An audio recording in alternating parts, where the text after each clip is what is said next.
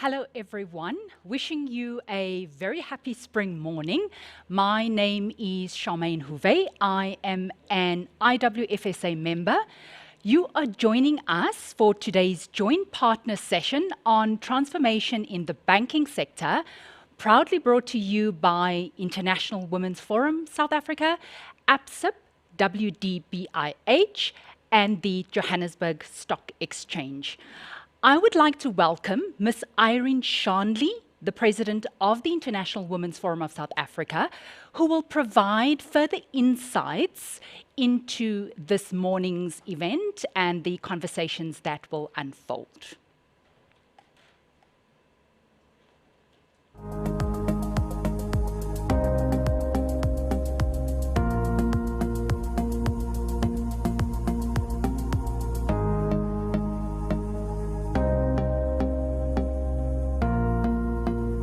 Thank you, Charmaine. Ladies and gentlemen, delegates, welcome to you all. We would like to welcome and thank our joint partners here with me in studio today who have helped make this event possible. Thank you. Today, we're honored to bring together a wide range of respected and successful leaders with a deep passion for our country to have a discussion on how to ensure sustainable transformation of the banking sector in revitalizing economic growth and inclusion. Since our most vulnerable communities, specifically women, are impacted by these pressing economic issues. We are especially pleased and humbled that you, Governor Lesetja Kganyago, and our formidable panel of speakers consider today's conversation critical enough to take time out to share your thoughts and knowledge with us and our delegates. Over the years, South Africa has earned global recognition for its robust financial infrastructure, systems, and institutions that it has built. In particular, the vision of building a democratic country with deliberate frameworks of Black economic empowerment to extend the participation of historically excluded individuals and communities into the economy. There are, however, current concerns that the culture of transformation is not consistent with the goal of transformation and economic inclusion. We know an African saying that says, "When the music changes, the rhythm of the dance must also change." Currently, the rhythm of the dance is not in sync with the music. We all know that the financial services sector plays a central role in the promotion of economic growth, job creation, and prosperity for our country and its citizens. Over the past 26 years, we've witnessed evidence of good progress being made in developing more solid systems and processes that promotes good corporate governance. However, not enough progress has been made regarding transformation and financial inclusion, as the triple BEE scorecard reflects. The South African financial services sector is untransformed. In 2021, the Banking Association of South Africa, BASA, published a transformation report compiled by a leading research firm and using data supplied from member banks. This report reflects the extent of transformation in the banking sector. What interested me is the fact that the report on financing Black SMEs increased by 13% to 28 billion. Of interest, however, is how much was the financing of women-owned businesses, and what is this as a percentage against the total financing of businesses by the banking sector? COVID-19 has also exposed our deep inequalities and the effect of the persistent economic and social gaps which chronically disadvantage women, children and black people, SMMEs, township and rural economy businesses, and the youth. It will therefore be important to ensure that the ecosystem consisting of the board, managing executives, shareholders, staff, unions, and the broader communities work effectively and collaboratively together in driving the change needed. The object of today's event is to address what the banking sector can do to galvanize institutions, corporations, and individuals to accelerate and sustain transformation so that we achieve the desired change of inclusive economic growth. This event will have clear, actionable outcomes that will be shared by our partner Polo in a closing comments. So to kick off today's event, I would like to welcome Governor Lesetja Kganyago, who is joining us virtually, and our joint partner for this event. Here in the studio with me, the President of ABSIP, Ms. Polo Leteka. Polo will conduct a fireside chat with the Governor of the Reserve Bank.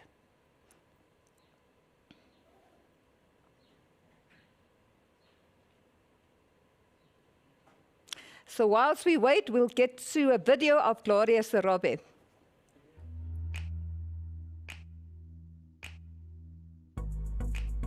ABSIP must make it its business too to sit down with those professionals.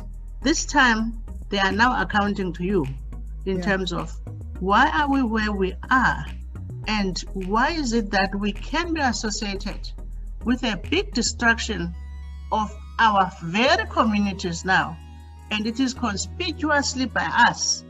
And what does that mean? Because the stakes are high. I think I would like to see ABSIP doing that side of things as well, which means ABSIP looking after the management side and the professional side, but ABSIP must give itself some job now to say policyholders, depositors, beneficiaries of retirement funds, if what it is said to have been done by some of the asset managers, as we understand it to be, because those asset managers are managing whose money? Our money as well.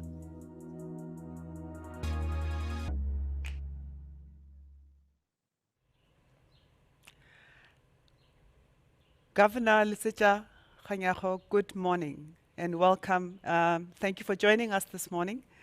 We appreciate the opportunity to partner with the IWFSA, WDBIH, and the JSE to strengthen our inputs. And again, Governor, we are honored to have you join us this morning. I want to kick off, Governor, with a bold claim that says that unlike what the BASA report said around transformation in the banking sector, we remain of the view that the financial services sector is largely untransformed, and this is based on anecdotal evidence as well as some of the events that have taken place in the sector in the recent past. It is due to this, Governor, that as ABSIP, we were prompted to conceptualize and establish a transformation series that we've been running over the past few months, where we wanted to critically analyze and understand what are the successful case studies that we can learn from so that we can do more of those, but also what are the things that have failed so that we can do less of those. And Governor, I'm sure you will agree that we cannot do this on our own, and we've therefore called on people like yourselves, various experts, captains of industry, government and policymakers, as well as other stakeholders, to help us chart a new way to a fully transformed and inclusive financial services sector.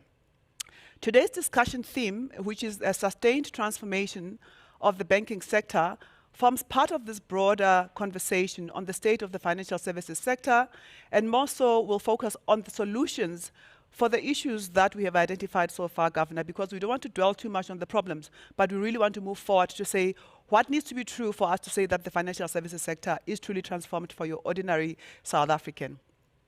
We're also looking, Governor, to incorporate all the gems that are going to come out of today's conversation, of course, combined with the other conversations that we've had so far around transformation, with the intention of developing what we call a white paper, which we will table with all our stakeholders, including yourselves as the regulator, and of course, government, and with the intention of ultimately coming up with what we call a blueprint on transformation for the financial services sector beyond the scorecards. We would also like to make another clarion call, Governor, to our president, to the banks, and the boards of the banks, the Reserve Bank, the National Treasury, the PIC being a very significant stakeholder in this market, and various other related stakeholders, to continue to engage us on how we can collectively ensure that real, genuine, and tangible transformation as an imperative is achieved by institutions in the financial services sector. Women make up, as you know, Governor, more than 50% of South Africa's population. However, they continue to be underrepresented in decision-making positions across the economy. This is despite there being specific targets in all our BBBE scorecards across various sectors, but also, the Employment Equity Act has got very specific targets around ensuring that there's proper representation of gender and race. And also, government has, over the years, come up with other gender equality policies that it has pronounced upon. And despite all of this, we don't seem to be making the kind of progress, Governor, that we need to be making. And that's part of the reason why this conversation we're having today is so, so important. So at the end of the day, Governor, we will want to know from you, what do you think should be done differently? Because we've got all these legislative policies in place, we've got all these other frameworks that have been developed. What should we be doing differently? Thank you very much, Pulu.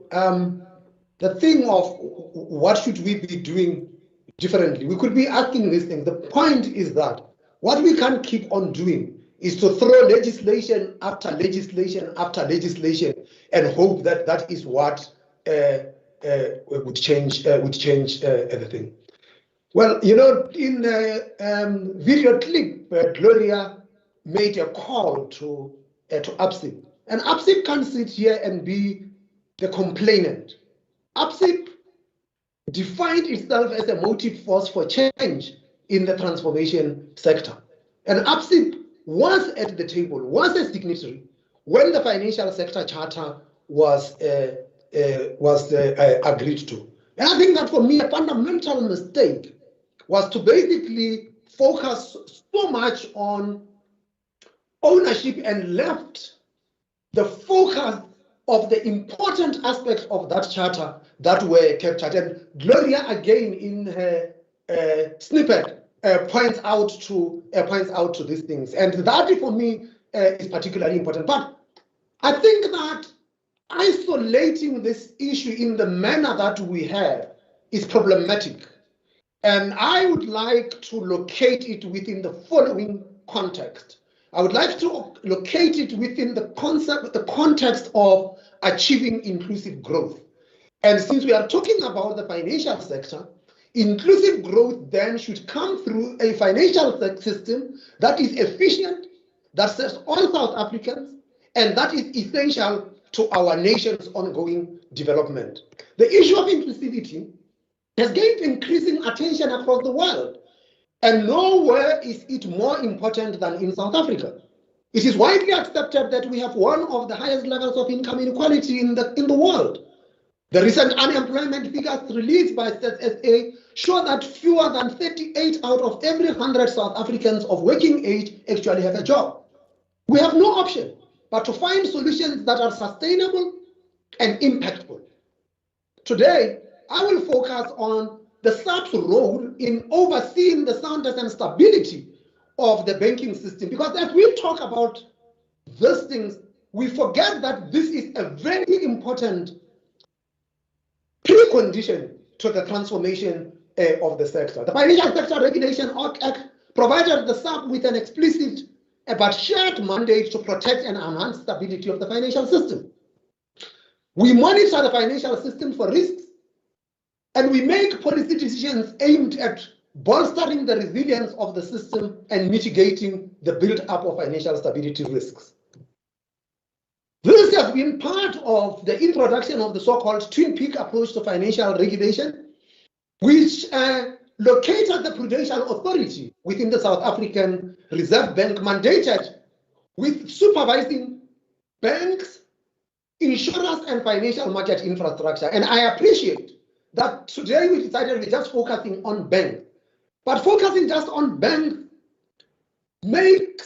does not take cognizance of the financial sector we have, which is a financial sector that is dominated really by conglomerates that you find in every financial house, some form of an insurer, some form of a bank, and some form of other financial services. The reason that I am providing this outline of financial stability is because it is an essential condition for the achievement of inclusive growth in South Africa. Financial stability is a public good, and everyone benefits from its existence and everyone loses out when it is not there. If you think financial stability is a luxury, try financial instability and see what it means. Financial crises are costly to the whole society. However, the poorest and the most vulnerable lose out most during periods of a crisis.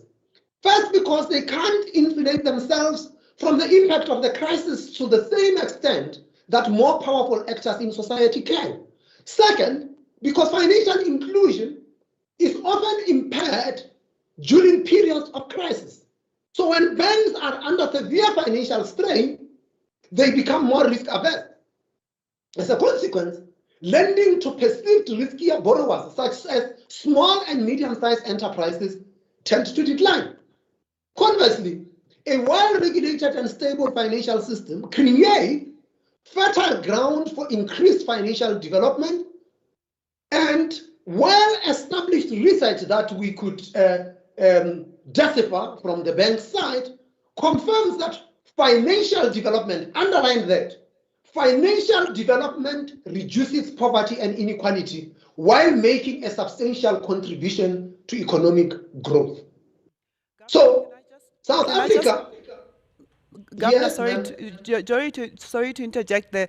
I just want us to go back to the issue of inclusive growth, and I know that inclusive growth is beyond just the inclusion of women. It's actually the inclusion of every sphere of our society.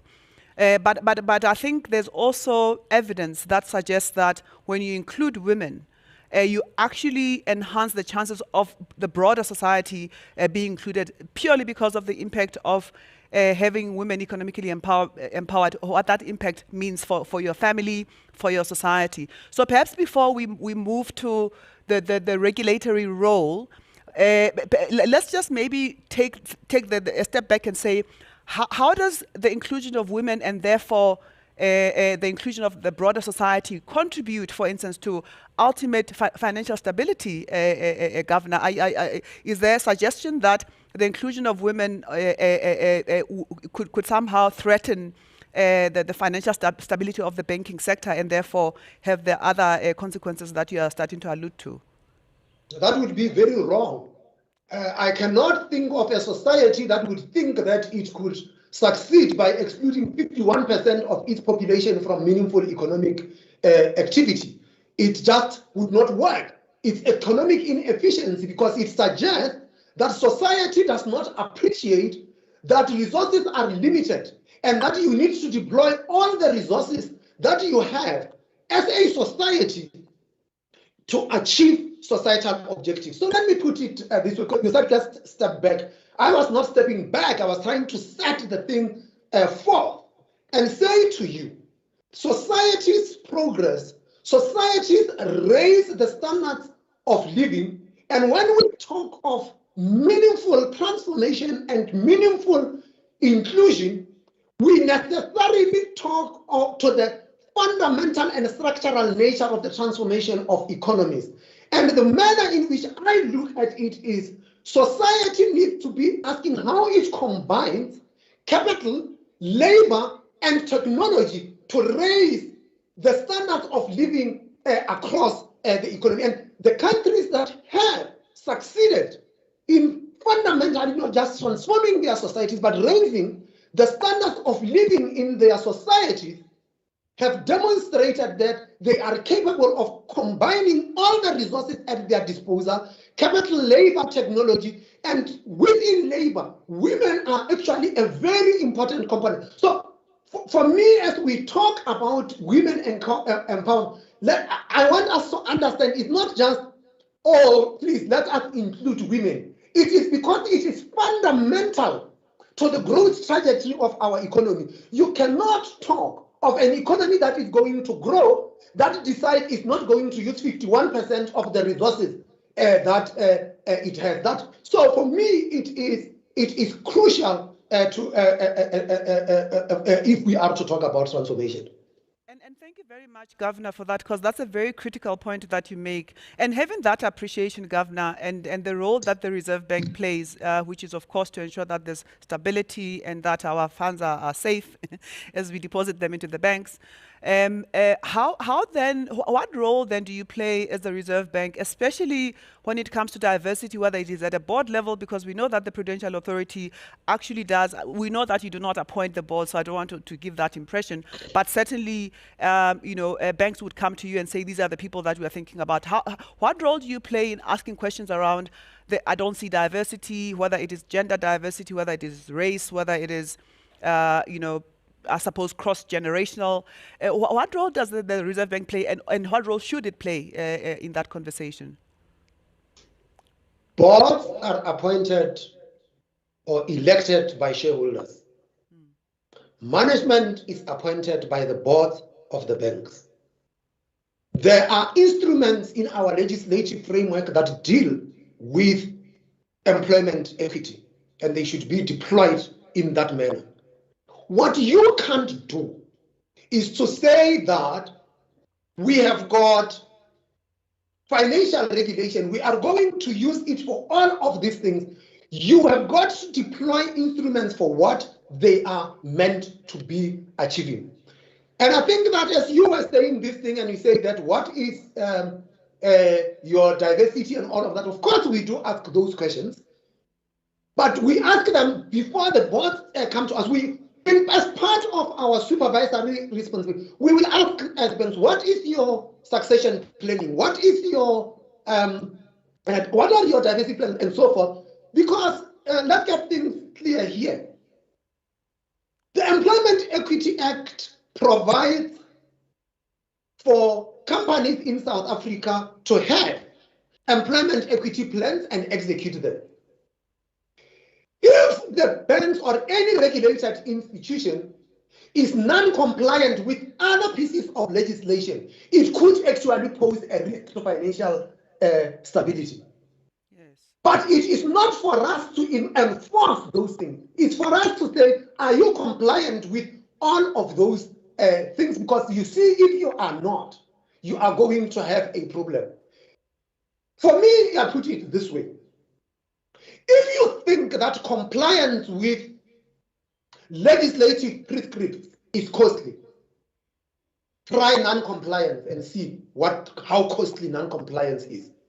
And the regulated industry across the world, where it had failed to comply with legislative prescripts, ended up with massive costs, whether it is their lack of adherence to anti-money laundering prescripts, or whether they fail to comply with the combating of the financing of terrorism and legislation, or whether they had failed to comply with capital and liquidity requirements, it becomes very costly. So let's get things clear here, and I know that later on there are people from the financial sector who will come in. If you think compliance is costly, try non-compliance and see how costly non-compliance is.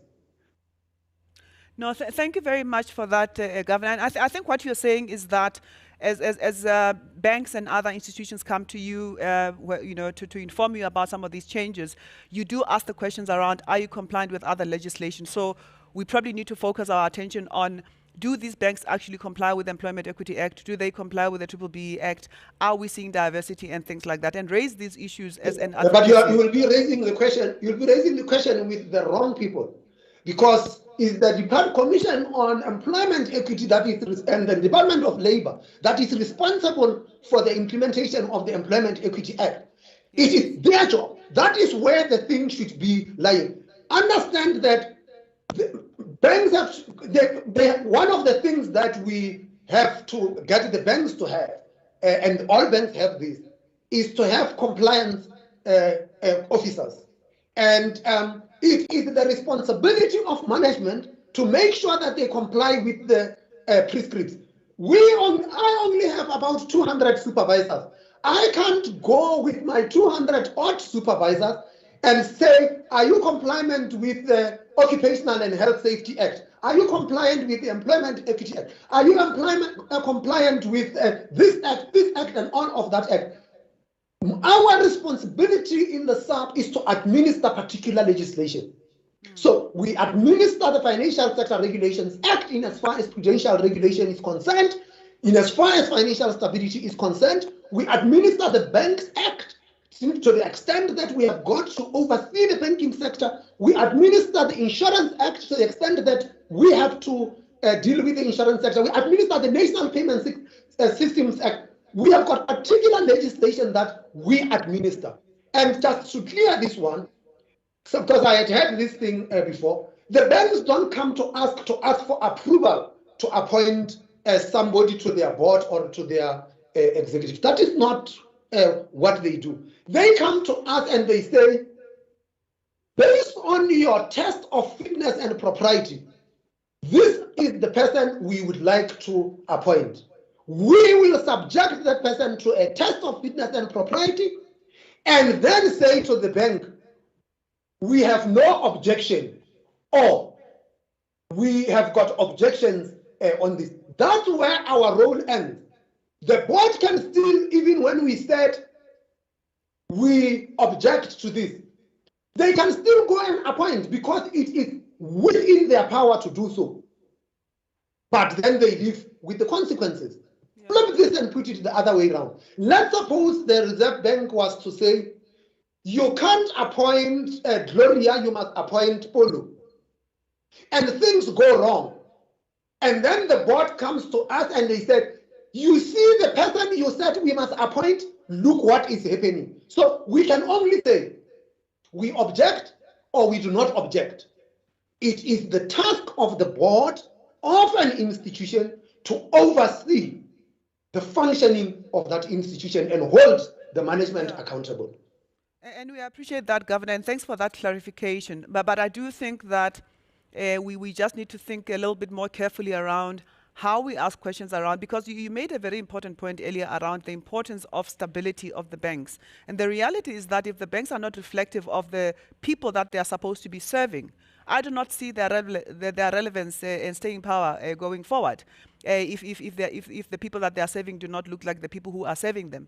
So perhaps it's a conversation that we can continue to have at a different time or on a different platform.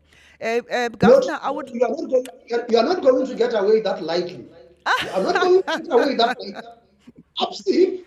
ABSIP represents black professionals in this sector.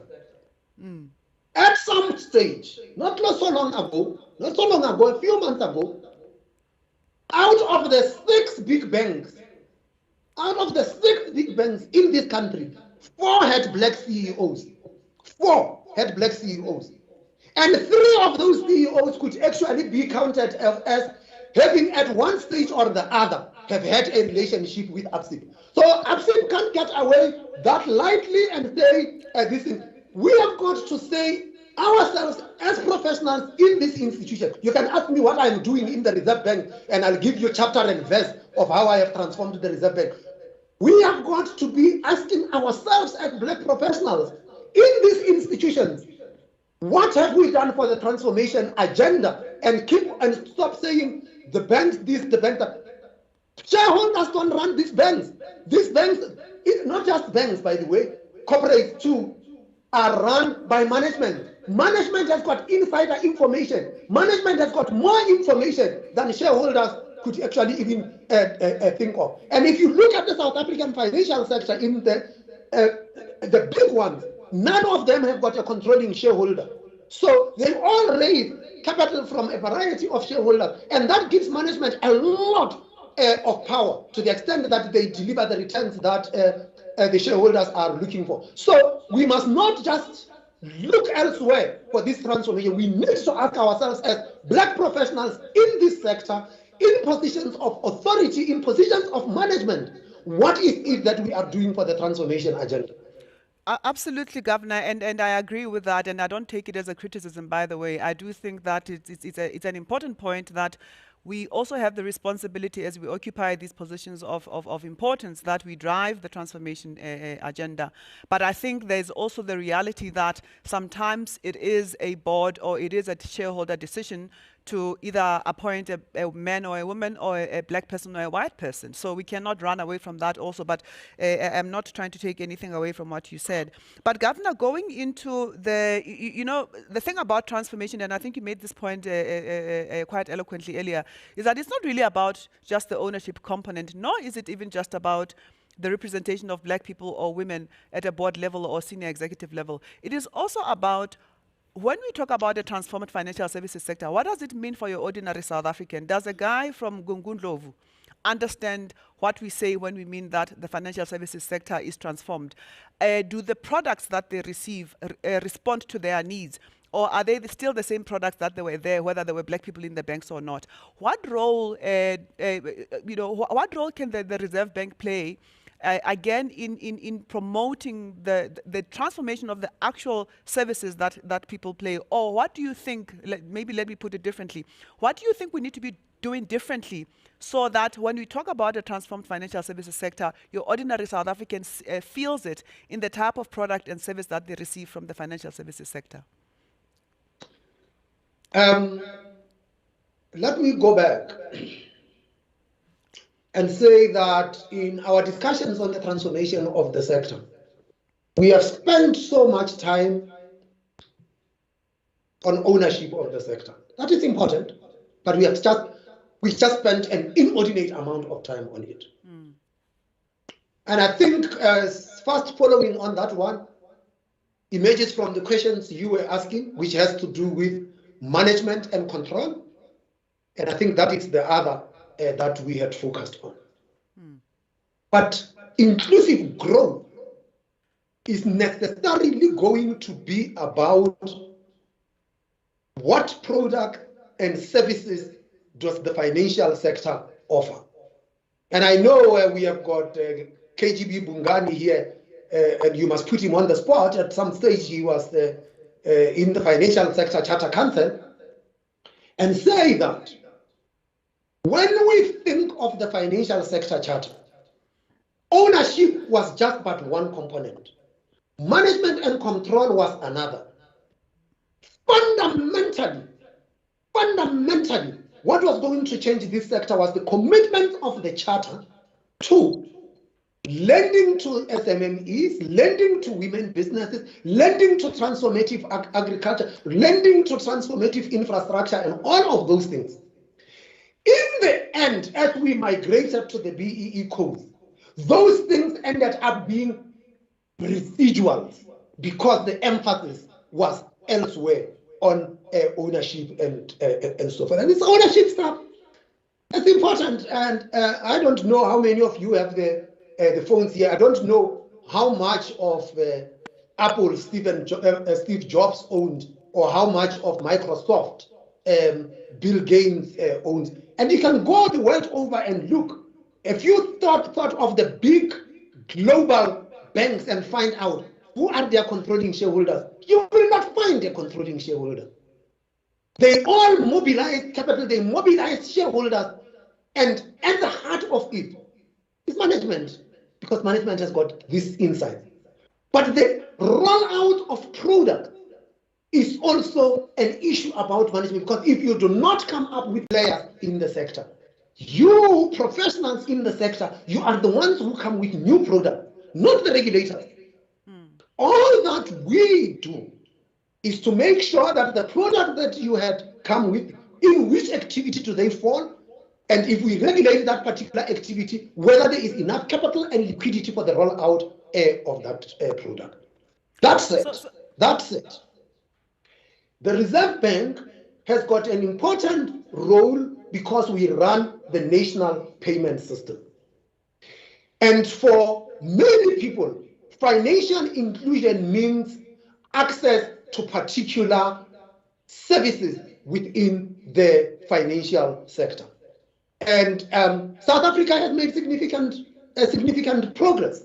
The latest FinScope report shows that access to a formal bank account has grown from 67% of adults in 2012 to 81% in 2019. In 2019, just over 9 in every 9 adults made use of a formal financial product or service. That, for me, is transformative. It is not because the financial sector was trying to be nice. No. It was because it was profitable to do so. And so within the national payment system space, what we have done in the Reserve Bank was to create an innovation hub. And in that innovation hub, fintech startups can come and get regulatory guidance. They can play in our regulatory sandbox. It is an important hub that allows for the development and emergence of new products. And it is something almost every central bank does it, but our innovation hub has actually been very vibrant and has provided a lot of support to startups that had come to us looking for support for their innovative ideas. No, thanks very much for that, Governor. And it's a very important development that you're talking about. What I'm hearing you say, Governor, right from the beginning, at the beginning of your submission, was that we probably need to be, because part of what we're trying to do here is to figure out why is it that the scorecard is not giving us the type of outcomes that we wish to have. And what I'm hearing you say, Governor, is we almost need to turn it on its head. In terms of prioritization, because currently it's ownership, management, employment, equity, and all those other things. And what you're saying is that the issues of access are actually right at the bottom, and therefore that's why they are seen as residual. The issues of SME financing are right, somewhere towards the bottom of the scorecard. And if you're to turn it on its head and also rethink the allocation and the emphasis of the targets, we might actually start seeing the kind of movement that we want to see.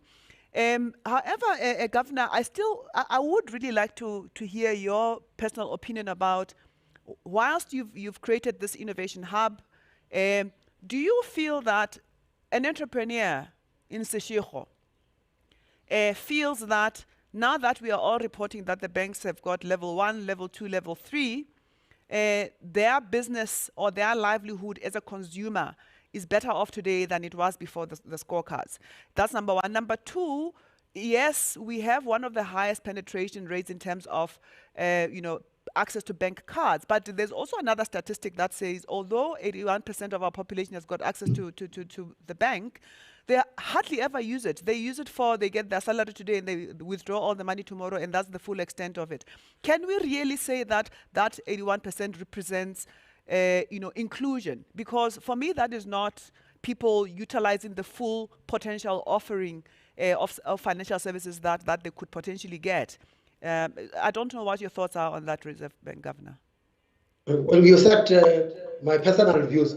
Yes. One day my term in the Reserve Bank will end, and I will be able to express personal views. Okay, speak as the governor then. I'm giving you permission to speak as governor. Of course, Polo, the statistics I gave you are statistics with respect to transactional banking services. I did talk about the 9 in 10 South Africans who are having access to other financial products. And those financial products do not necessarily have to come from the bank. The sad reality for South Africa is that we seem to be valuing our dead given our culture. And one of the fastest growing products is funeral cover. I mean, you just have to look at the press and find out how many of these are being advertised. And poor, this is basically insurance. That is what it amounts to. What we didn't touch on, Olu, and these products are important, and you didn't touch on this, and I appreciate that, because one of the problems I have had, and I sit in this debate in the Alliance, Global Alliance for Financial Inclusion, had been that people think financial inclusion is like shoving credit down the throats of the poor. And that is not quite financial inclusion. We talked now about access to all of these products, but access to credit is also a very important thing. All that you have to do is to make sure, and South Africa has been a leader in this, because access to credit has to be tested against affordability. And so we have got to be looking at all of those other products. And so, Polu, when you talked about these products, it's not just product for the individuals, it's products for businesses, it's products for entities. And so that scorecard, that financial sector charter scorecard that we had targets for infrastructure, we had targets for agriculture, we had targets for access to credit by SMMEs, and all of that stuff. And that for me is what people actually look at. But and also understand that the financial sector is to the modern economy what the heart is to a mammal. Yeah. Once the financial sector stops functioning, the economy stops functioning. Just as if the heart of a mammal stops pumping, the mammal dies. And such we don't want to die, Governor. Sorry, Governor, our time is completely up. I think we are like 3 minutes out of time, but this has been exceptionally wonderful, and thank you so much for being very generous with your time and your thoughts, and we'll take this conversation forward. Thank you so much, and we'll continue to engage with you with Leila and Faith later on this morning.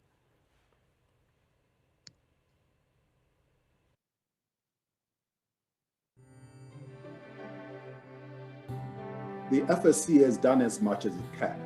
I don't think we're going to see more improvement in terms of transformation from the current FSC. We're just not going to do that. Because why? Because if you look at management and control, which is defined very broadly, it only accounts for 15 out of 100 points, okay? So, and banks, all the banks can pretty much, they are where they can be and they're comfortable with it. They're not going to, chase things and play cartwheels late. And clearly there's a culture there, which is it's who you know. Who gets into a deal is not a democratic process. It's about who works on a deal, who's a rainmaker, and the rainmaker determines who they're going to get into their team. And the same applies whether you're in trading, whether you're in corporate finance, whether you're in private equity. That's just how things work. And unless that culture changes, it's going to be difficult to drive transformation in investment banks. And clients have a big say here.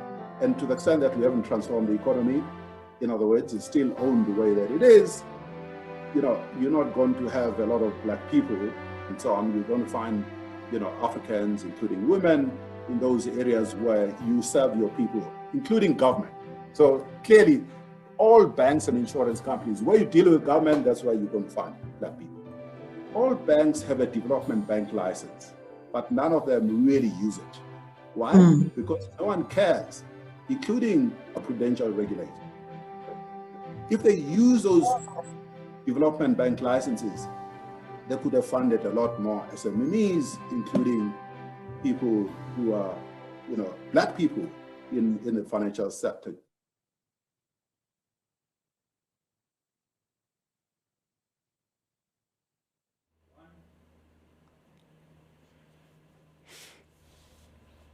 Good morning and welcome to Sustained Transformation of the Banking Sector in Revitalizing Economic Growth and Inclusion, hosted by the Iwfsa, WDBIH, ABSIP and the JSE. That's a lot of acronyms.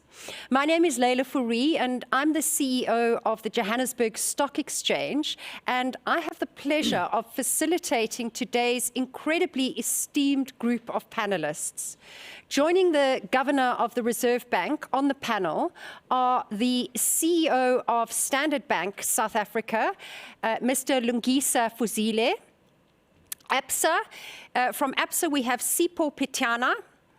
The CEO of the Financial Sector Transformation Council. In studio with us is Ms. Phumla Ngapani, and the Group CEO of African Bank, Mr. Kennedy Bongani, together with the BEE Commissioner, Ms. Zodwa Ntuli, and the CEO and Executive Director of the PIC, Mr. Abel Sitole. We have a jam-packed lineup and lots to get through, so let's get straight into it. South Africa has made steady progress over the past 26 years to transform the financial services sector. However, much more needs to be done to deepen and to broaden the transformation and change so that all South Africans, especially those that continue to experience marginalization and exclusion, can enjoy the fruits of democracy. The financial services sector plays a central role in the promotion of economic growth, job creation, and financial inclusion for the country and its citizens. To kick us off, I am going to turn to Phumla, the CEO of the Financial Sector Transformation Council. Looking at transformation to date, Phumla, in the financial services sector, progress has genuinely been slow, and representation remains disappointingly low. What do you think are the key challenges in influencing the pace of transformation?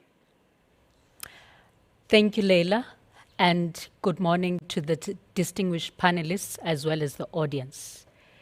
Leila, it was in 2002 when the NEDLEC Summit resolved for transformation to be prioritized by the financial services sector towards an inclusive and growing economy in the South African context. And it is my considered view that the sector has been given considerable time to accelerate the pace of transformation in accordance with the approved framework, as well as the code and its predecessors, which had been designed on the basis of sound principles. And had those been implemented in the envisaged manner, there should be significant grounds that we would have achieved by this time.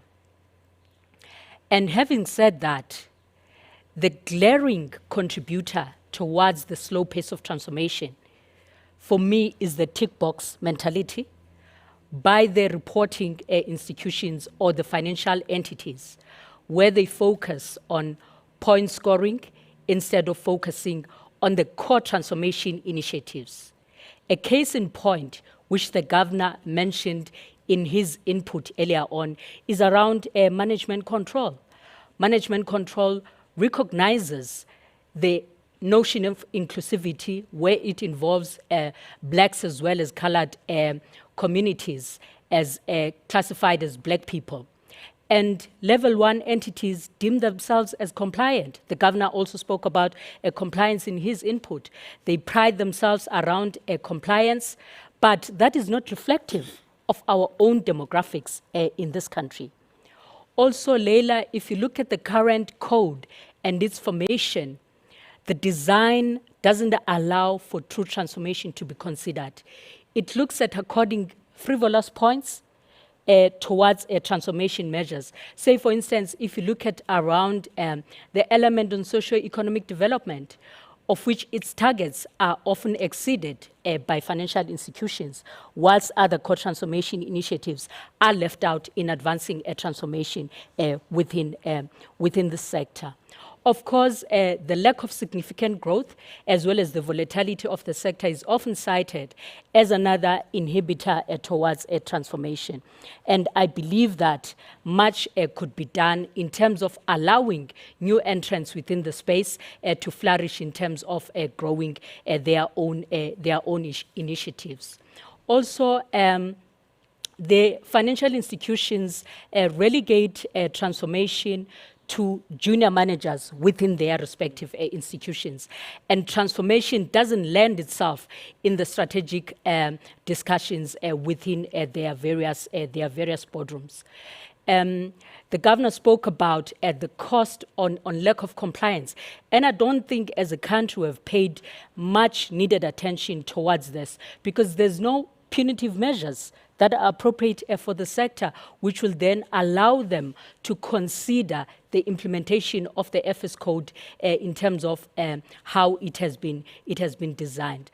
There's also issues around lack of requisite skills when, as the industry argues that the reason that they are unable to transform to the full extent is the fact that there are no requisite skills.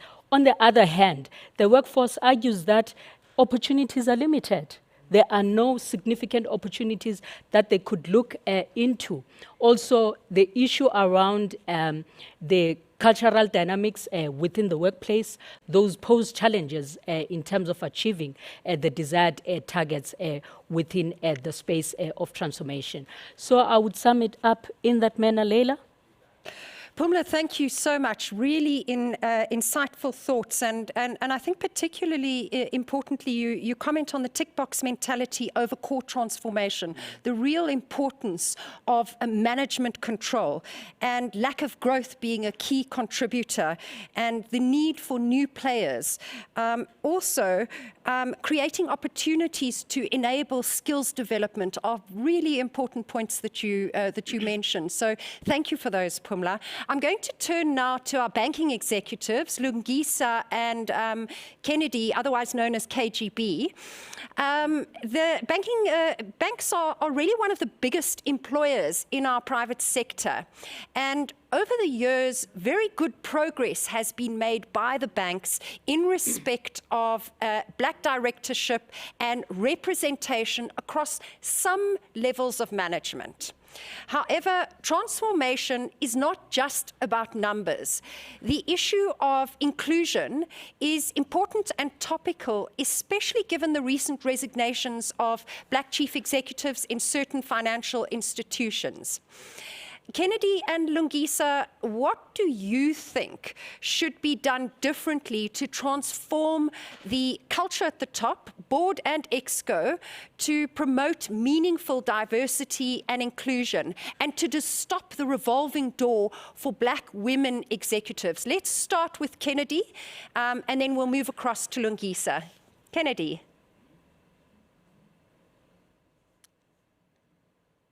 Thank you, Leila, and good morning to panelists and to the audience. I think, Leila, you should have always started with the big banks. Lungisa ahead of me, but we'll accept the challenge. And I think really it is important to start where the FSC CEO has landed us and the challenge given by the governor. That the FSC almost 20 years ago was by all definition groundbreaking in defining the measure of transformation in the pillars that it did, beyond just ownership, beyond just management, to access to finance, to funding of SMEs, low-income housing, funding of BE finance, funding of transformational agriculture, etc., etc. But as groundbreaking a success that it was, we should also identify that it was based on a qualitative scorecard.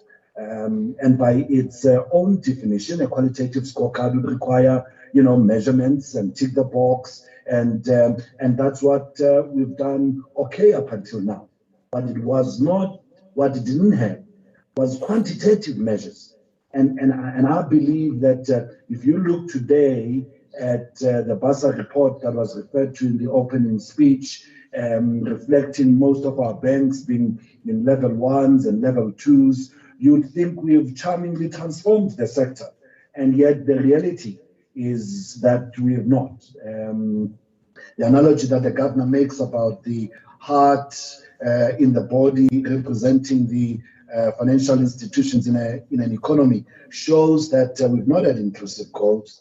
We have not moved the dial in terms of inequality. We've not moved the dial in terms of extending credit to the majority of our people to come in as actors in this stage. And that says to me there is something not adequate with where we've ended up with the qualitative scorecards in our financial sector charter and code. I think that there are two aspects of a quantitative measure that we should bring in that could help us here. To look really at the essence of what financial institutions do and how we can measure them in terms of what we have defined to be a need for transformation. How credit extension decisions are made and by whom, how the advancement of capital into entrepreneurs, into investments, into SMEs, into black-owned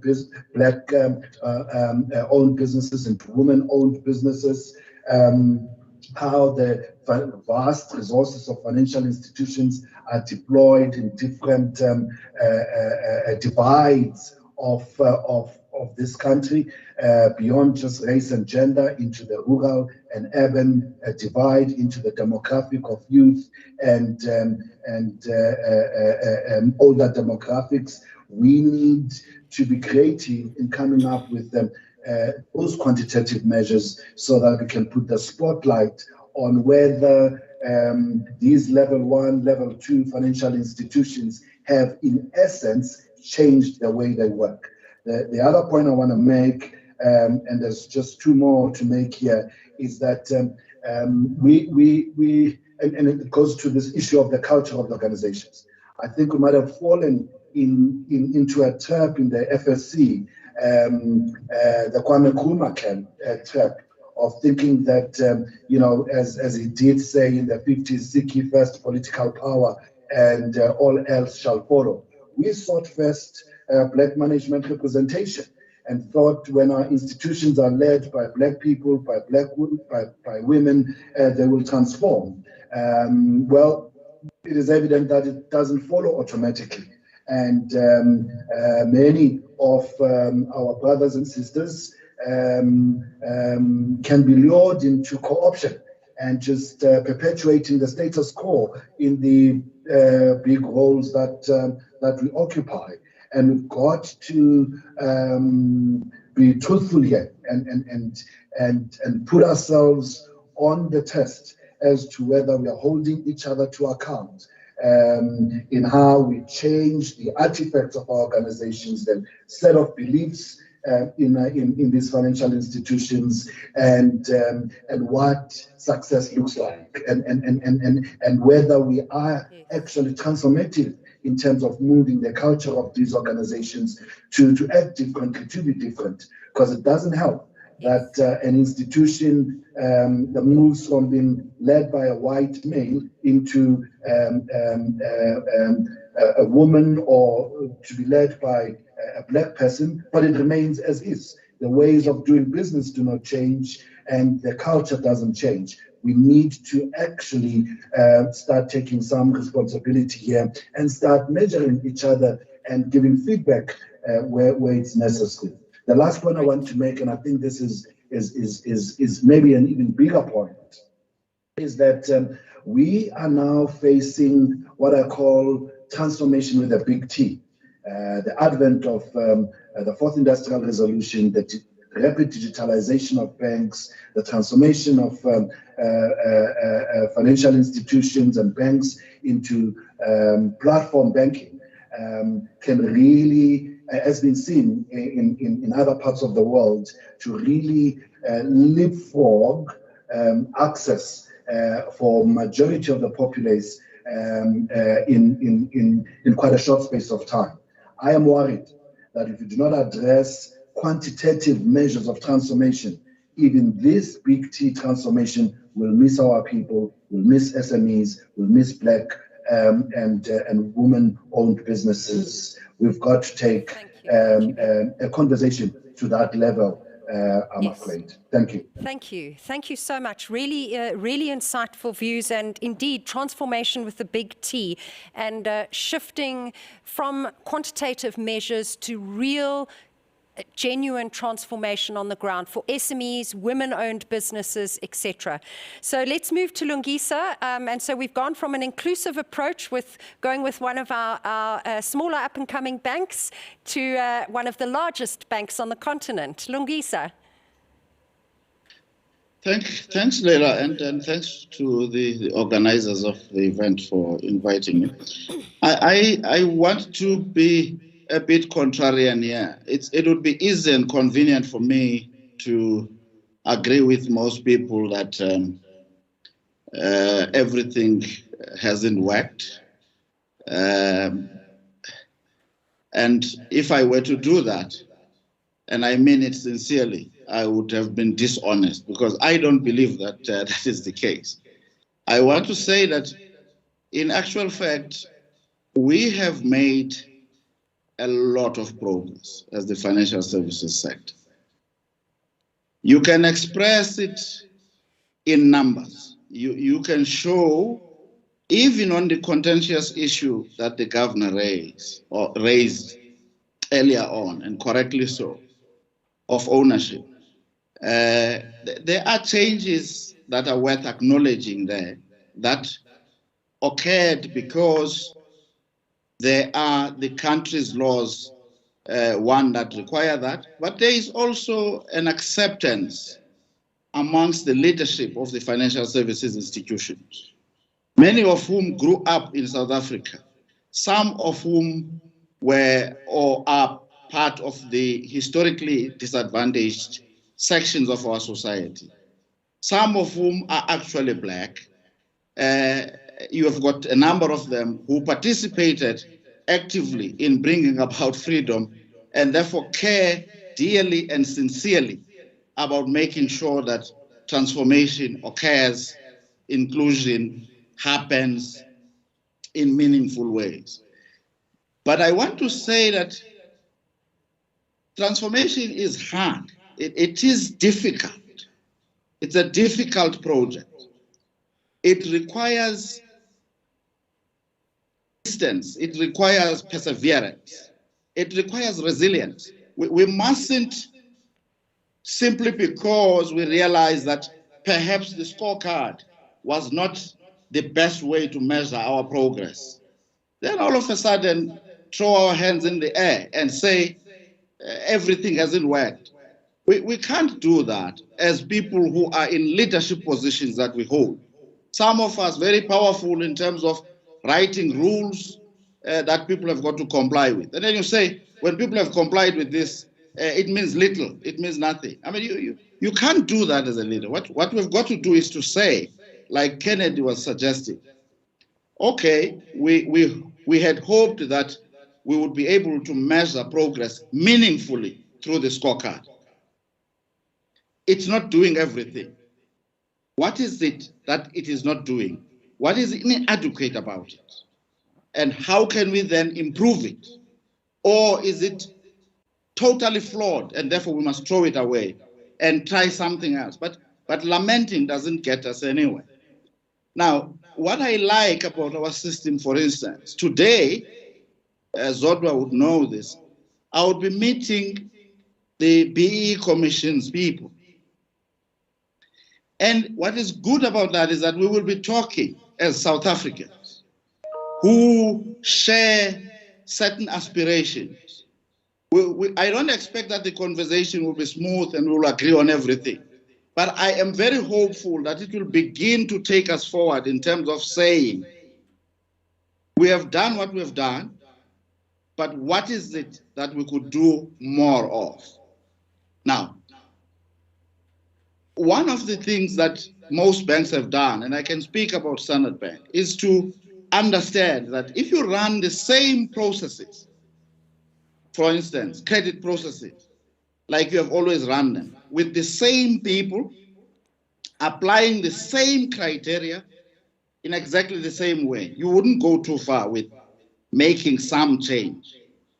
And of course, we've made adjustments in a number of areas.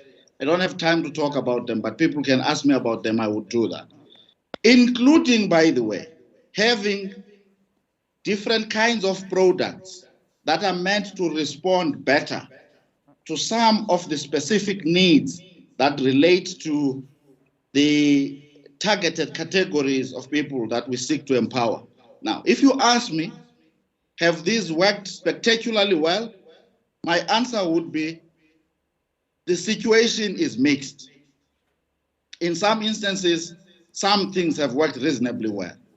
And of course, we continually improve on these to make them better. What has been difficult, though, and I will end on this point, what has been difficult, and I've attended most of the conversations at NEDLEC, I attended I think it was called a symposium at the CSIR on transformation, not long after I joined the bank. Yeah. The conversations are like between deaf people. People were insisting, we want ownership. And we spent 2 days talking about ownership and nothing else. I felt it was a waste of my time. I suspect that many people share that view, because we were talking about the part of change where we almost cannot move again by just the nature of how, and ignoring the parts where we stand a chance of making real and meaningful progress. We didn't talk about them. Yeah. So we need proper conversations, and we need to acknowledge that they will be necessarily difficult.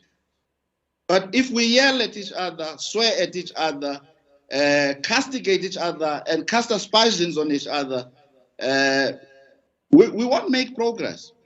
Yeah. We simply won't. Thank you so much, Lungisa. Incredibly insightful comments. And indeed, we need courageous conversations, and we need genuinely meaningful compliance. Before we turn to the governor, I'm going to just quickly ask Sipho from ABSIP to tell us a little bit about what transformation should look like from the top. So what should the role of boards be in promoting and ensuring sustained transformation? Please share your views from the practice of ABSIP. Sipho. Well, thank you very much, Leila, and thanks to the organizers for inviting me.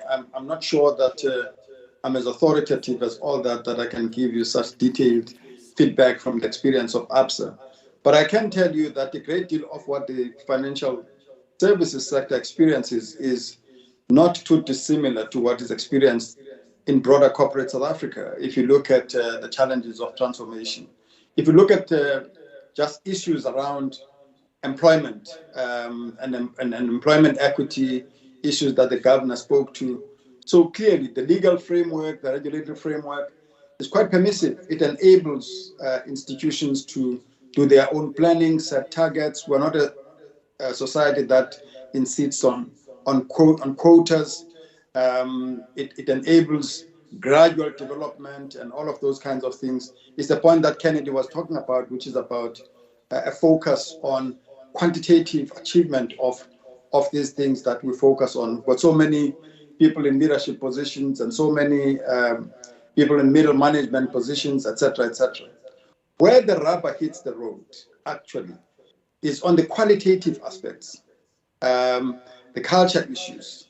If you look at most corporations, including the banking environment, there is a culture of sponsorship and promotion. So you have leaders who have confidence in certain people who display certain qualities. They propel them, they speak about them, they enable their career development, they become something of mentors, if you like, and etc., etc. And that affirmation enables their stay in the system, enables their promotion, enables a sense that they can be dependent on, etc., etc. So similarly, from my perspective, we need to invest a lot more effort at looking at what are the qualitative issues that we need to be talking about to build on the progress that has been made, which I think Lungisa correctly points out has been a good progress, but it's an inadequate progress nonetheless. So we need to invest more efforts to make sure that where we're losing people from the system, where we are finding people that are not really feeling that they are affirmed by the system, we need what else do we need to do? So from the board's point of view, this is something that we focus on a great deal. Most social and ethics committees would be looking at these issues. We also have to look at issues of patterns of discrimination, by the way. I chair the remuneration committee of ABSIP. I look at a great deal at Gini coefficiencies in the pay differentials in that environment, and the race and gender dynamics of that, and how they manifest in entrenching a culture of discrimination. When you're looking at bonuses, you interrogate issues about why does the profile of bonus distribution tend to be racially or gender skewed. All those conversations begin to temper the culture of how you look at issues of transformation beyond the issue of this is the target that we want to have in terms of the number of people that you have in the system.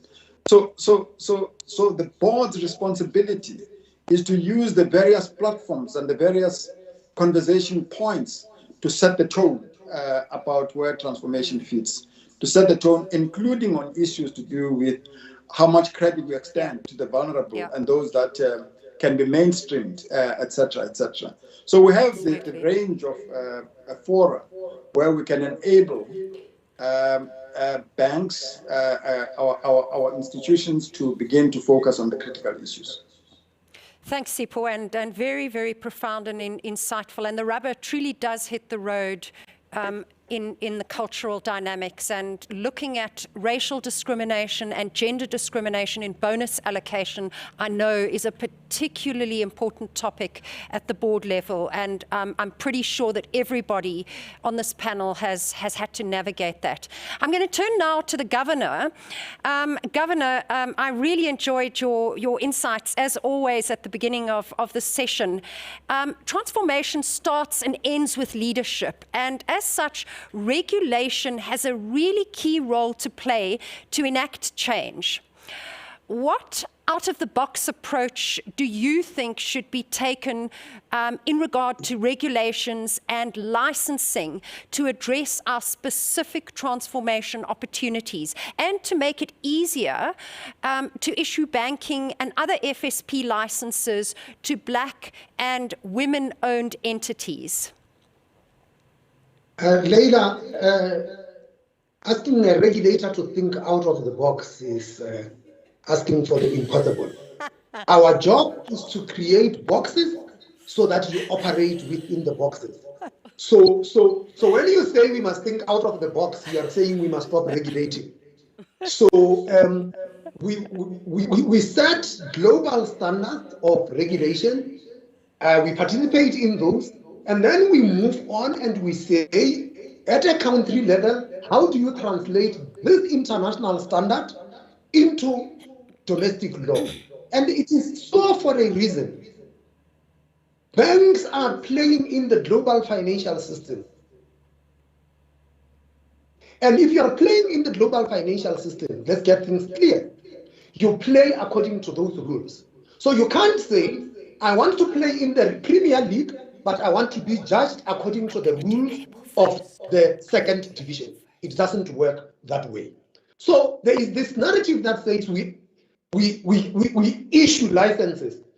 Quite frankly, it's not like we issue license. We license you because you applied for a license. There isn't a bunch of licenses that are waiting to be dished out, and then you say, how many have you given to this one? How many have you given to that one? No. Anyone who meets our licensing conditions can submit an application and we will license them. What you can't do is to then bifurcate the regulatory framework and say that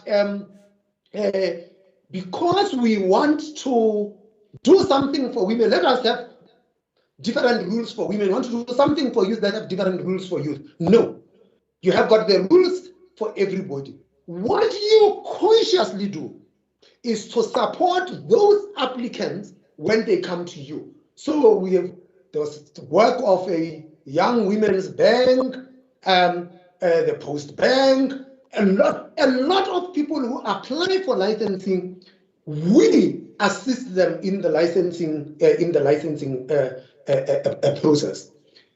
Lastly, is that I have mentioned the issue of the innovation hub, which for me, that is where the disruptors are actually coming to be playing. And it has to do with the use of technology in financial services, and sometimes referred to in fintech, which I choose to call TechFin. Because in interacting with many of these people, they know a lot about technology, but they understand very little about the financial sector. And hence our innovation hub has got a regulatory guidance unit.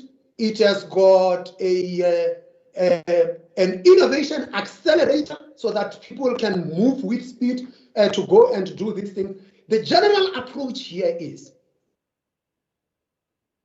if it walks and quacks like a duck, it will be treated like a duck. So if you are playing in the regulated space, if you take deposit, but you use technology, we will regulate you like a deposit taker. If you are remitting money, we will treat you like a money transmitter. And if you provide credit, we will treat you like a credit provider. What is important to notice here is that many of these young and emerging players, they are nimble. They do not have massive infrastructure costs like branches and so forth. Yes, they use technology, and that is the space where they begin to play. The licensing process for these ones, because they really just ask to play in one space or the other, is actually pretty fast. And just to say that we have made a lot more progress in the insurance sector than we have in the banking sector. In the insurance sector, that's because of the nature of the sector. That you have got insurers which come in and maybe just want to provide funeral cover, and others just wants to insure cars, others just wants to insure house. So it becomes easy in that space. Banking had been a different ball game. The banks that are coming through have been the ones that are relying on technology. And sometimes I hear our political leaders bemoaning the fact that bank branches are closing. And I ask the question, and I ask all of the panelists here, I will challenge you, those who are not from the bank, but even those who are from the banks, to say, when was the last time you visited a branch of a bank? To do what? Yeah. Because the bank is here. Absolutely agree. That is where people are banking. They are using technology. So the nature of banking is changing significantly, and it's the same story across the financial the financial services. So let me leave it there, Leila. I'm sure you will enjoy the rest of your panelists. And just to say that the figures that I gave you, we have made significant progress. And as we say that, this is not enough, we have got better banking penetration in terms of access to finance than many developed economies. It is something for us to celebrate as South Africans. Thank you, Governor. Yes, very insightful, and thank you for your in-the-box response. And Governor, indeed, we need conscious support. We can't change the rules. The rules must be equal for all, but conscious support, leveraging that innovation hub, and also leveraging technology, because technology will enable inclusiveness. In fact, we have one of the highest cell phone penetrations in the world. Of course, we're shifting to smartphones, and that will enable inclusive growth. Now, I'm mindful that we've got many panelists, and we still haven't heard from Zodwa and from Abel. So I'm going to just very quickly go to Abel and then hand over to Faith to chat to Zodwa. So Abel, as the CEO of PIC, you are a significant shareholder in most of the banks, insurance companies, and JSE listed entities. And from the current transformation at the level of boards and executives in the institutions, we see that it's not at the level that it should be. What do you think are the 3 key hindrances in meaningful transformation of boards and the exco of these companies? Thanks, Leila, and again to the organizers for inviting me to this particular discussion.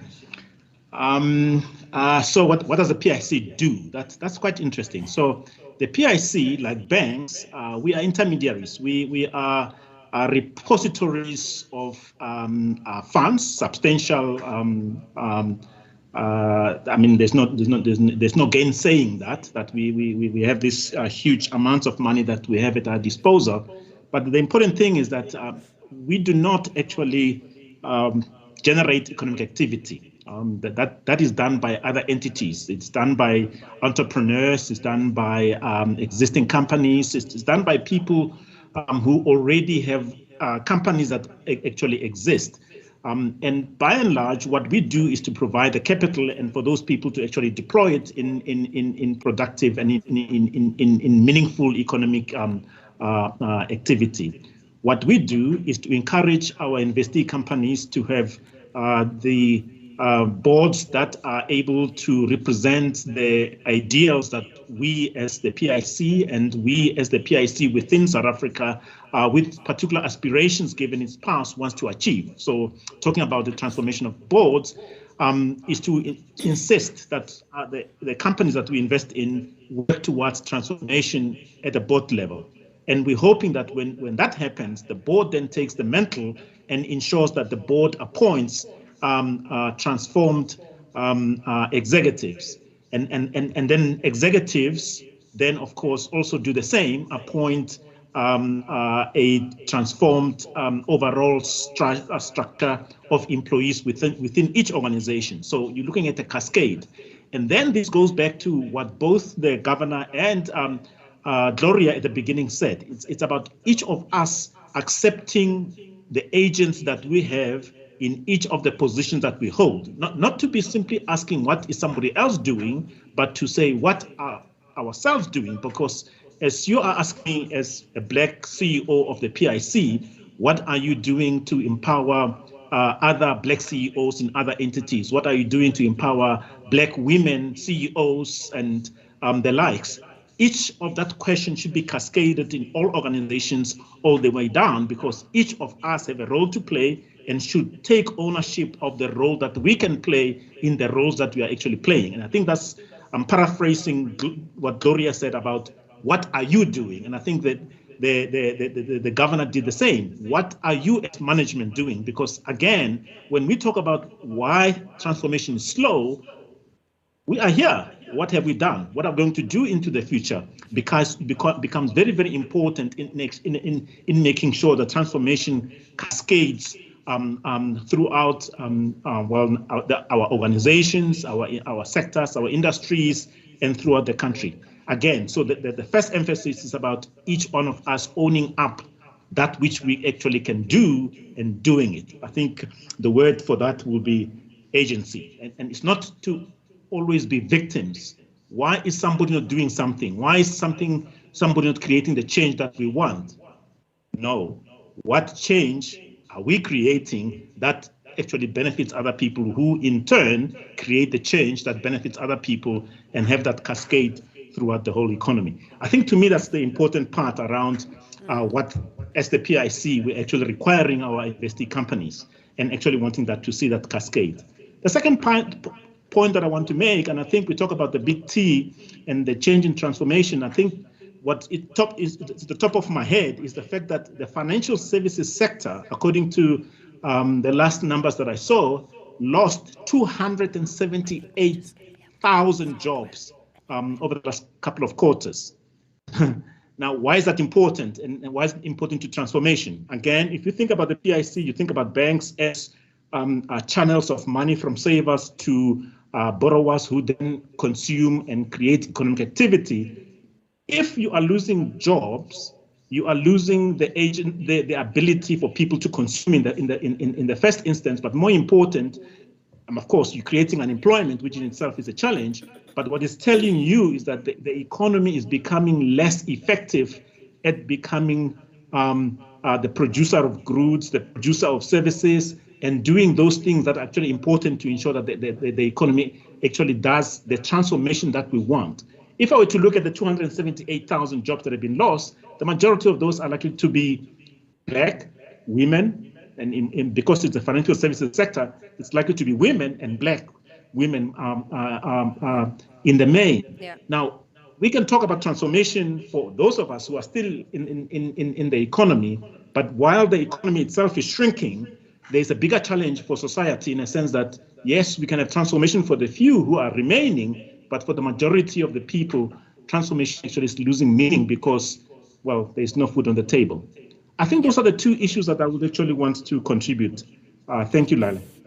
Thank you so much, Abel. Really, really insightful thoughts, and you know, the concept that everybody must take ownership, and it's to grossly paraphrase a well-known quote, ask not what everyone else can do for transformation, but ask yourself what you can do. I'm now going to hand over to Faith, who is going to look at a couple of questions for Zodwa, and if we have time for other panelists, although we are running low. Thank you, Leila. It's really good to be here this morning, and it's good to see old friends and colleagues. Zodwa, I would like you to weigh in as the BEE Commissioner.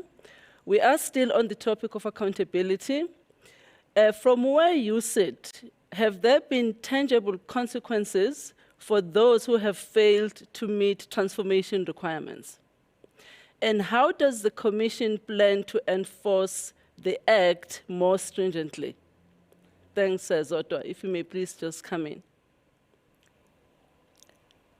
I think we must go to the wrap-up. So, Zodwa, are you?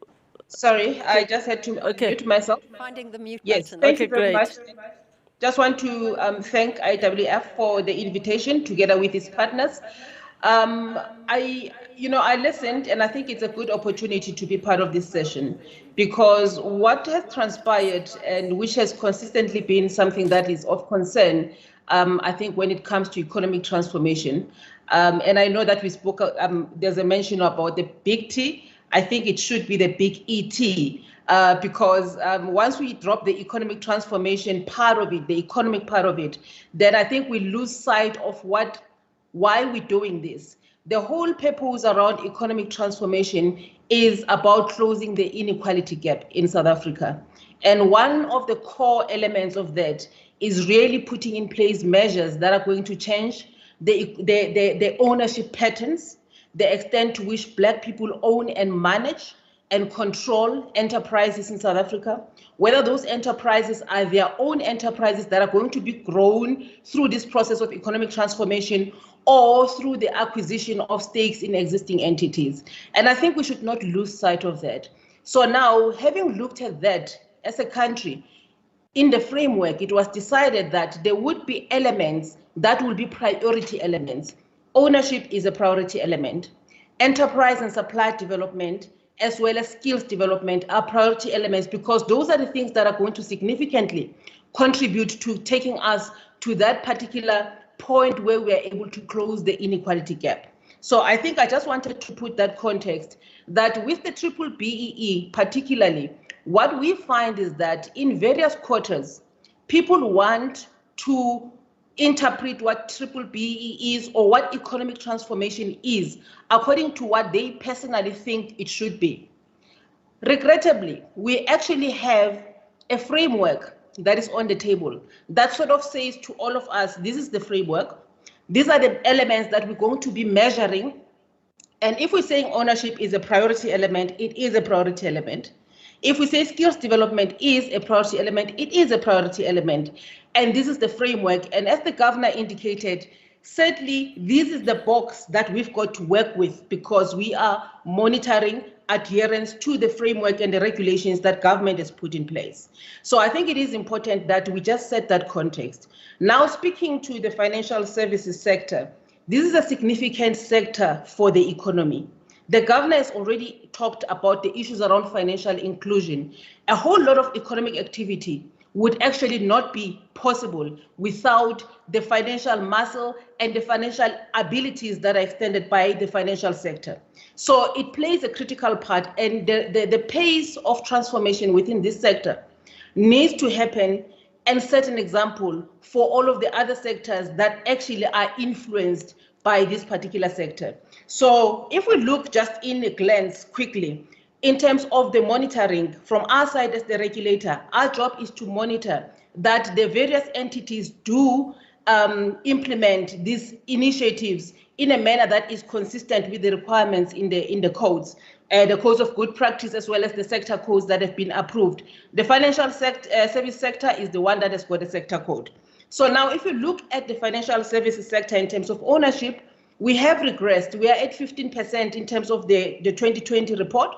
We're at 15% in terms of Black ownership and only 7% in terms of Black women ownership. We've regressed from the 2017 figures, where we were sitting at around 31% in terms of ownership as the financial services sector. So I think it should be very clear to us that there's something that is not working and that is not working properly, and we need to fix that.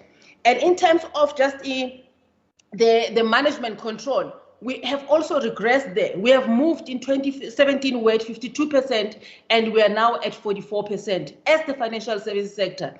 And this is actually evident because we've seen the dropping of Black professionals that have lost positions, and that actually creates the regression that we should be concerned about as a country.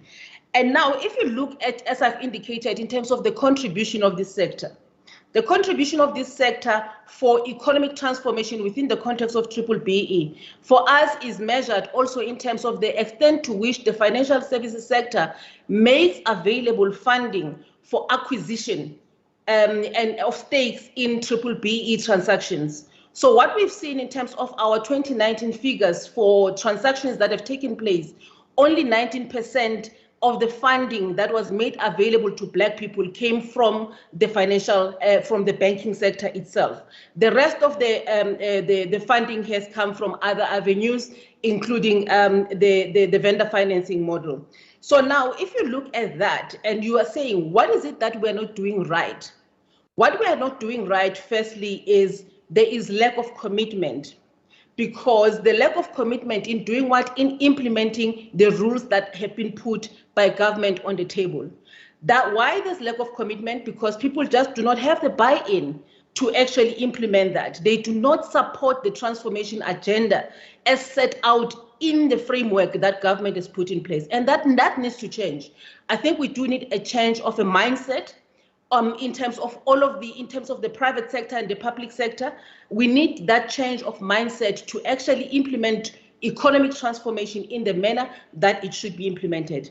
The stakeholders that have got a role in doing this, key to that, government is particularly important in that. The licensing processes of all the regulatory bodies in South Africa that are organs of state must take into account and put condition for transformation in those.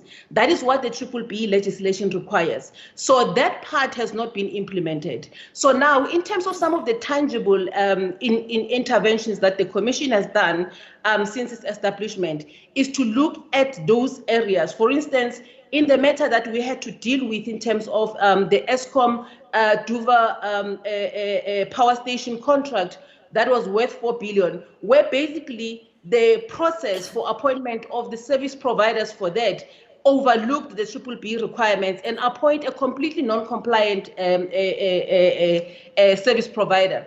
So now the legislation allows us, when the BBBE rules have not been adhered to, it allows us to recommend termination of those contracts.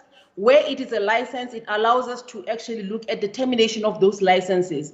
And we do believe that this is the area that is actually a leverage to advance economic transformation, because if there's no consequence for non-adherence, but there's also no consequence for not transforming as an entity, then we can forget about any entity transforming, because they will sit and just do things in their own pace. So I would like to say, Faith, that in terms of basically those tangible things that we are looking at as the Commission, is looking at continuing again with the advocacy, because we need to be on the same page. And I do believe that even with these platforms, that is the opportunity that we are being presented to advocate and ensure that everybody is going to consistently implement the legislation. The second thing that we have been doing, as I've indicated, is to enforce the termination of licenses and contracts, and we have recently also referred the cancellation for the fishing rights that were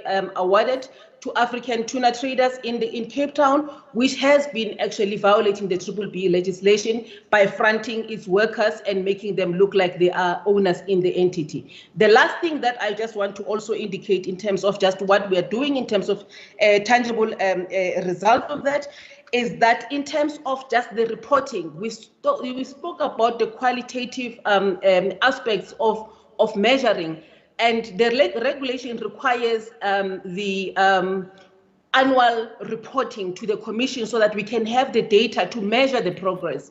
One of the things that we can actually say has worked is coordination with the other regulators. For instance, with the JSE, the conversation and constant conversation that we have in terms of promoting and encouraging compliance by the JSE listed companies is beginning to give us results.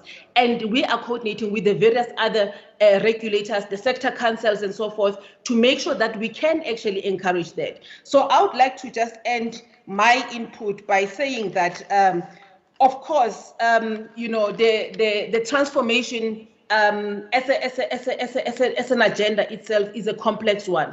But I think we should be guided by what is it that we need to be doing. If we've got any other ideas, let them be in addition to what the framework of government is.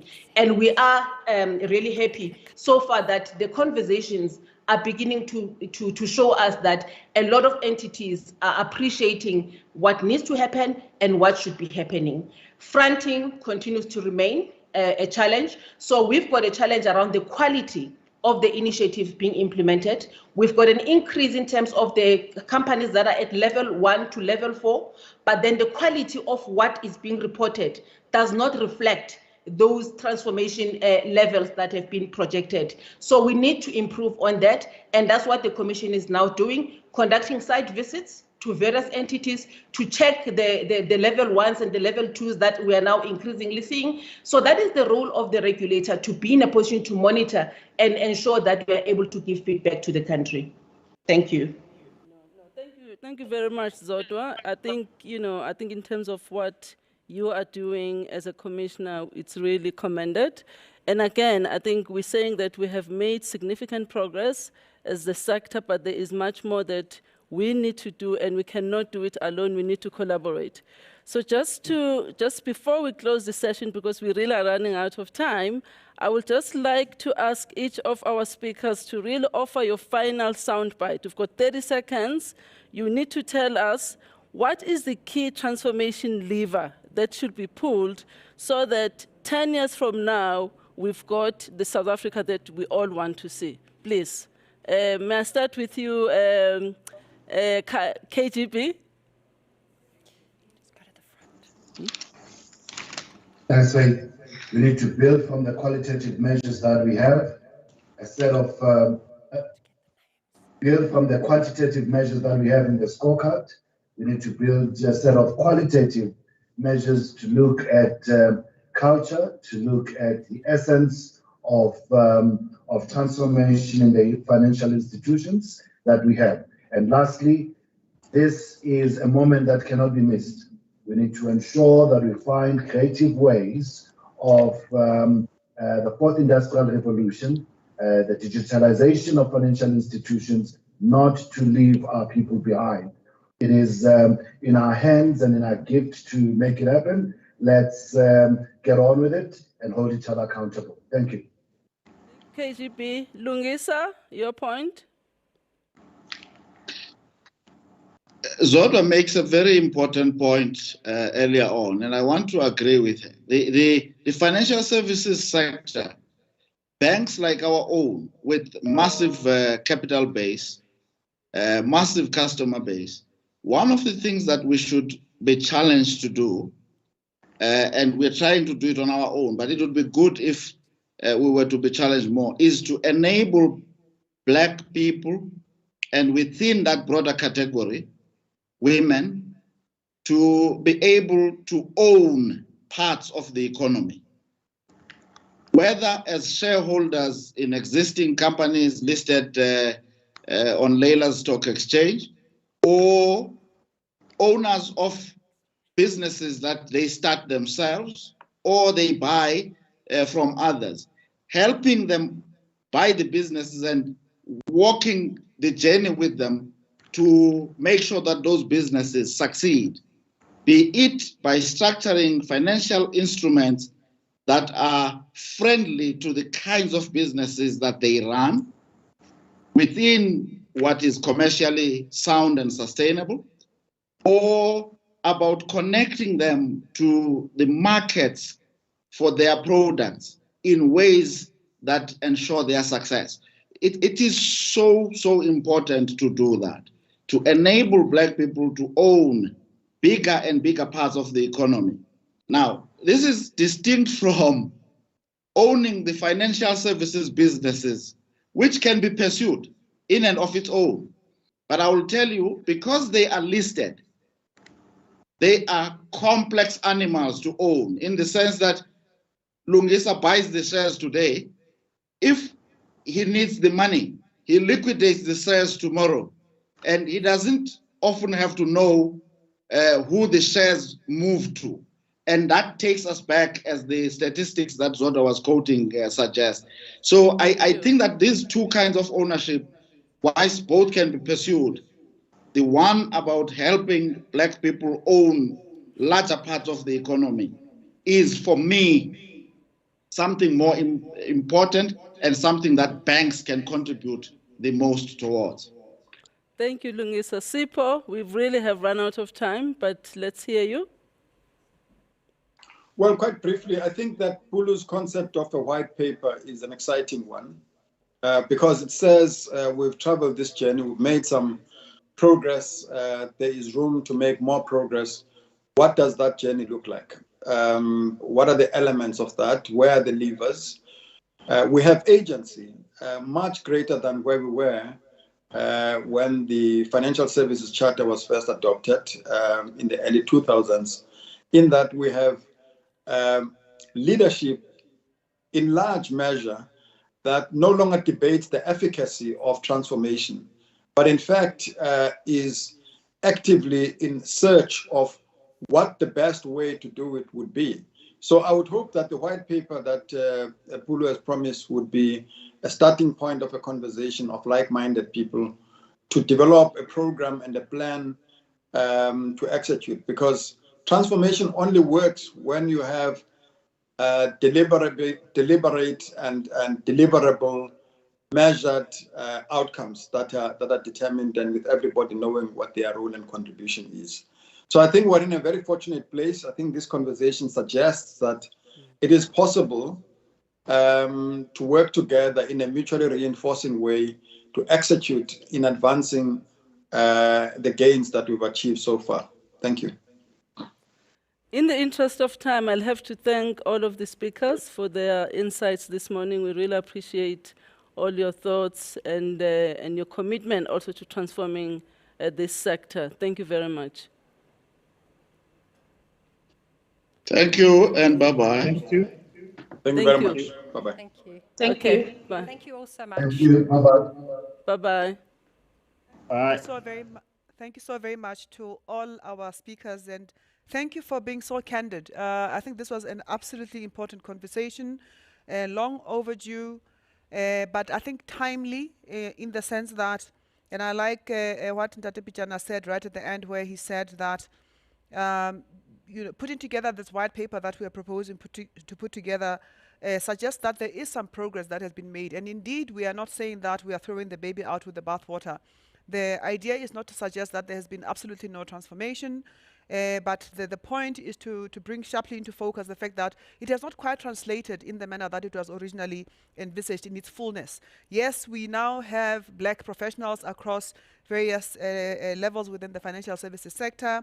Some of them are CEOs. We are still not seeing enough women, of course, at the levels that we should, but we still have to raise the question to say, the financial services sector is supposed to be a driver of transformation across the whole economy of South Africa. And until the products and the services it provides are responsive to the transformation needs of this country, we will not see the level of transformation that we need to see across the economy. And I think everybody in this conversation today agrees with that. I also think that what the conversation for me surfaced and perhaps confirmed as something that we had been thinking about is that we probably need to be spending a little bit more time on the qualitative aspects of transformation, because even in the transformation series conversations that we've been having, certainly the issue around culture, the issue around essence, the issue around, if I work for a bank in South Africa that is a level 2 BBBE contributor, as a black woman, do I feel that the culture recognizes me and I can relate to the culture, or is it just an island of the West in the sea of Africa, because that is a problem. And these are the conversations that we really want to start having. Some of the things that have come out in previous conversations and I think have made their way again into today's conversation is around, once we are in these positions of influence and importance, what then do we do as black professionals? And it's a very difficult and uncomfortable a question to raise, but it's an important and critical question to raise, because if we do not then use and leverage the positions that we occupy that have been enabled by the legislative framework, then we actually will see the regression that we are starting to see. It means that when we become CEOs or executive directors or CFOs or whatever it is that we are called in these institutions, we almost become part of, we assimilate and fit in and don't challenge the status quo and say, does this product really respond to the needs of the people? Things like, and this is what the governor spoke about earlier, which is a very important thing which I think we need to be thinking about. And I think KGB, your point around 4IR and the opportunities it presents to us today is, whilst we have this 81% banking penetration, and while 9 out of 10 South Africans are now starting to use financial products, the problem is, are those products going to create wealth, as an example? Are we seeing the uptake of wealth products amongst your black South Africans, as an example? So just because we are part of the banking system, does it translate into us actually having wealth products like other population groups, which actually not just, they don't just use banking services or transaction services, they don't just take funeral cover, but they also have investment products. Are we seeing those kinds of things? And maybe through technology, and these are the things, KGB, that maybe we'll come and knock at your door and have a conversation about, to say, what kind of things should we be thinking about in terms of coming up with the innovative financial products, taking advantage of digital technology and where it has brought us. And I think, the point about the fact that there have been more than 278,000 jobs lost, and the fact that until even today, when we say we are transformed, the people that get affected the most are still black people and black women, again is a cause for concern, because it talks to the quality of the jobs. Now that we are in the system, are we occupying critical positions that make it important for us to remain there regardless of what's happening in the economy? Or do we occupy positions that can very easily be made redundant because of the economic situation that we face?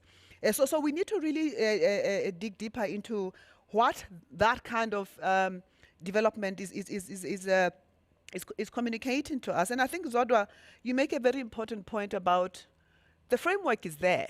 And even though we are still having level 1s and level 2s, within the financial services sector, we're still seeing a regression. So even before we say whether we're throwing the scorecard out or in or whatever, the fact of the matter is that even with the current scorecard as it is, we're not seeing compliance. And that's part of the reason why maybe it's not translating into the qualitative issues or outcomes that we want to see. So we need to go back and think a little bit more creatively around how do we strengthen the sanctions. And I certainly didn't know that the Commission had the ability to cancel contracts or licenses if people were non-compliant. So how do we make sure that we actually understand the sanctions that the Commission has available to it, so that when we see such situations of non-compliance, we are able to then work with you as a Commission to say, Commissioner, this is what we are seeing. Can you please step in and see how you make sure that we ensure that there's better compliance?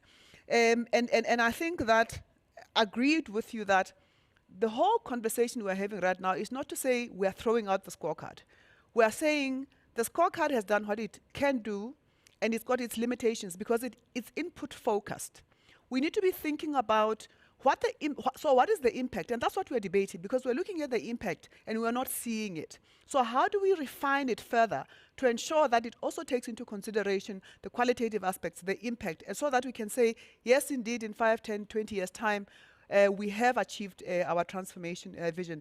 And with those comments and words, ladies and gentlemen, I really would like to thank you on behalf of ABSIP, on behalf of Iwfsa and WDBIH, as well as the JSE, for joining us on this very important conversation this morning. And I will now hand over to my colleague, Charmaine Houvet, who will do the closing remarks. Thank you very much.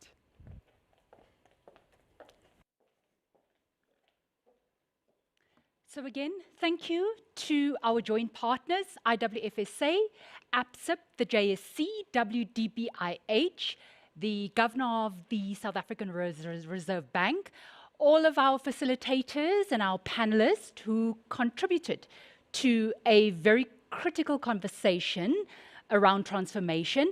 And I think one of the things that's coming through very clearly from all of the chats in the different social media groups is that it was a powerful, very thought-provoking conversation.